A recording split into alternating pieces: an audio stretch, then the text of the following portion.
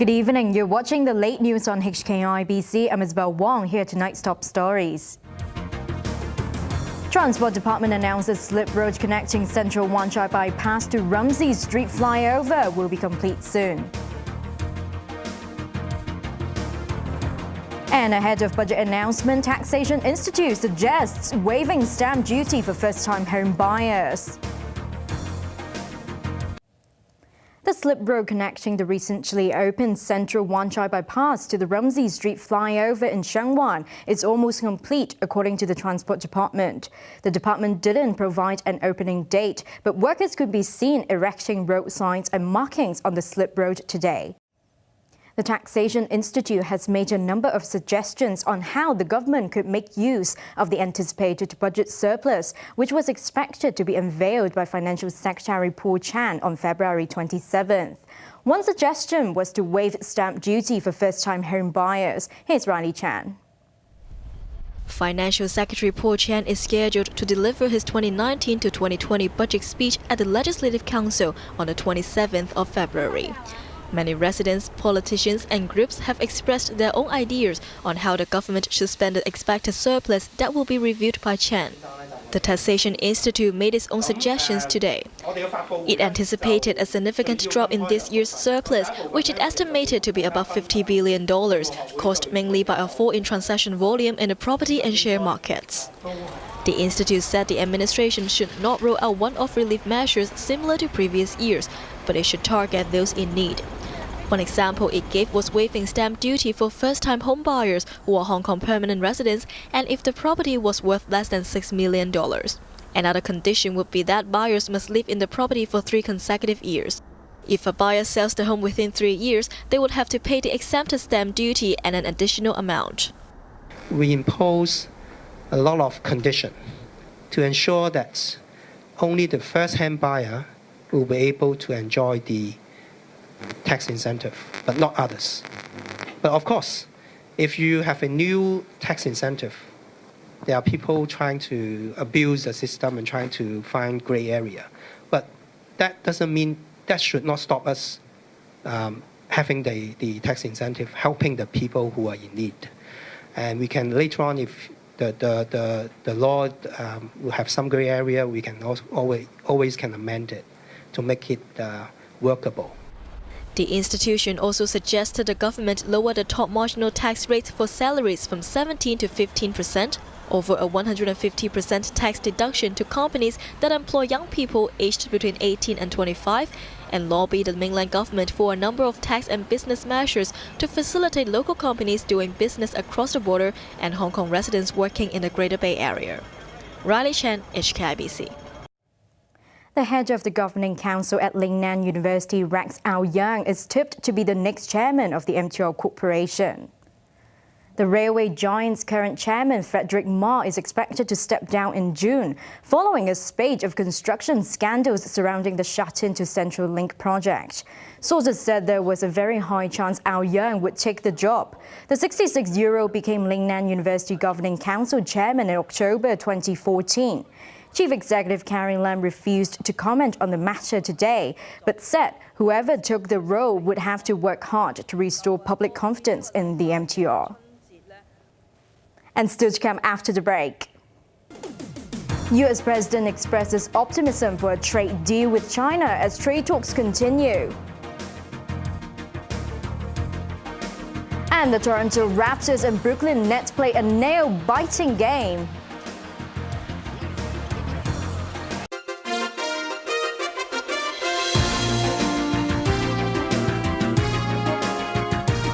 Welcome back. And we now turn overseas, where just days before a deadline to avoid another US government shutdown, a tentative deal has been struck between congressional negotiators. The deal includes some funding for US President Donald Trump's southern border wall. A United Nations spokesman said an outbreak of measles is spreading across the Philippines and has urged people to get vaccinated. Our humanitarian colleagues tell us that last week, the Philippines government declared a major measles outbreak in Metro Manila and Central Luzon, and it has now expanded to other areas.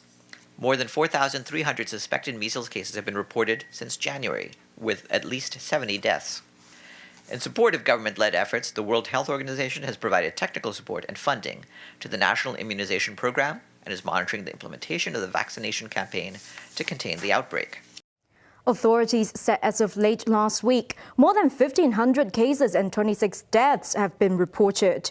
The United Nations said nearly 22,000 measles cases were reported in the country in 2018, a 376% increase from the previous year. Talks between the European Union's chief Brexit negotiator Michel Barnier and Britain's Brexit Secretary Stephen Barclay were constructive, but Barnier remained unyielding on reopening the withdrawal agreement. Tonight, we followed up on the meeting between Theresa May and Jean-Claude Juncker last week, and we had, with the Secretary of State, constructive talks. It's clear from our side that we are not going to reopen the withdrawal agreement, but we will continue our discussion in the coming days.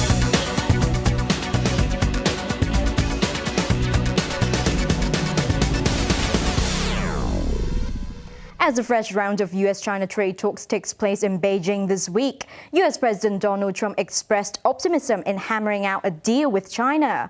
Meanwhile, White House senior counselor Kellyanne Conway struck a positive tone about a potential meeting between President Xi Jinping and Trump.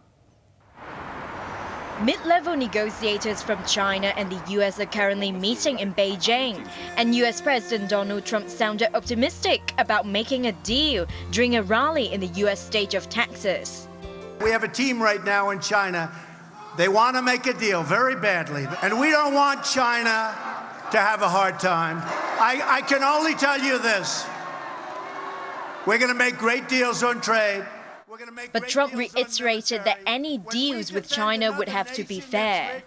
And you ask, how are we doing in our negotiations? The fact is, and I say it openly, either they treat us fairly or they have to pay for the privilege of coming in and taking our wealth and taking our jobs. It's very simple.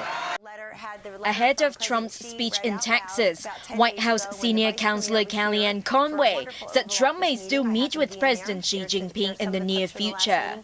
And he wants to meet with President Xi very soon. You know that March 1st deadline is approaching. The president knows that his trade policies and the tariffs are working. Yes, this president wants a deal. He wants it to be fair to Americans, American workers, and American interests. He has forged a mutually respectful, I should say, relationship with President Xi, and the trade team led by Ambassador Lighthizer has been working overtime to get this deal done. When asked if the tariff ceasefire between the two countries would be extended, U.S. Undersecretary for International Affairs David Malpass responded with a simple no as he left his hotel in Beijing for the second day of mid-level trade negotiations this morning. Meanwhile, Vice Commerce Minister Chiang Ke-ming said at a press briefing today that protectionist measures being taken by foreign countries have had a negative impact on Chinese companies abroad. Chinese telecom giant Huawei has faced pressure from multiple countries, led by the US, who are restricting use of the company's equipment. Chiang also said the prolonged trade friction between China and the US has been actively tackled over the past year. Uncertainty over whether the two leaders will meet to seal a trade deal has stoked concerns that negotiations have stalled. If no deal is struck by the March 1st deadline, Trump may execute his threat of more than doubling the tariff rate on $200 billion of Chinese imports. U.S. Secretary of State Mike Pompeo came close to issuing an ultimatum to nations buying equipment from Huawei during his visit to Hungary. What's imperative is that we share with them the things we know about the risks that Huawei's presence in their networks presents. Actual risks to their own people, to the loss of privacy protections for their own people, the risk that China will use this data in a way that is not in the best interest of Hungary. It also makes it more difficult for America to be present. That is, if that equipment is co-located in places where we have important American systems, it makes it more difficult for us to partner alongside them. We want to make sure we identify them, the opportunities and the risks associated with using that equipment. Pompeo did not elaborate on what important American systems he was referring to, but the top U.S. diplomat was making pushing back against Huawei a key theme of his trip to Europe this week. The Trump administration was looking to boost its partnership with Hungary and other Central European countries and was warning that nations using Huawei equipment and critical infrastructure could open themselves to security risks. The Shenzhen-based telecoms company has made Hungary a key base in Europe with investments worth $1.2 billion. All right, let's check the markets. Hang Seng Index was up 27 points today.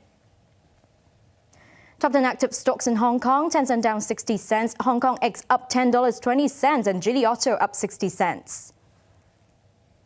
Ping An up 10 cents, Xiaomi down 10 cents and Sunny Optical up $1.60. Forex trading against Hong Kong dollar, euro is currently trading at $8.86, Canadian dollar at 5.92 and Aussie dollar trading at $5.56. Over in the UK market, FTSE 100 is currently up almost 4 points. Over in the US market, Dow Jones is currently up 224 points and S&P 500 up 23 points.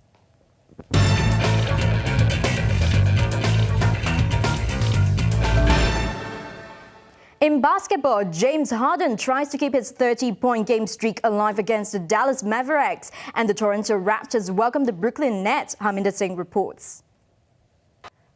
All right, on to the weather now. It will be mainly fine tomorrow. Temperatures will range between 19 and 24 degrees. The weather will be warmer than normal in the following few days, but now let's check out the weather around the world. That's all the news for now. Thanks for watching HKIBC. I'm Isabel Wong. Good night.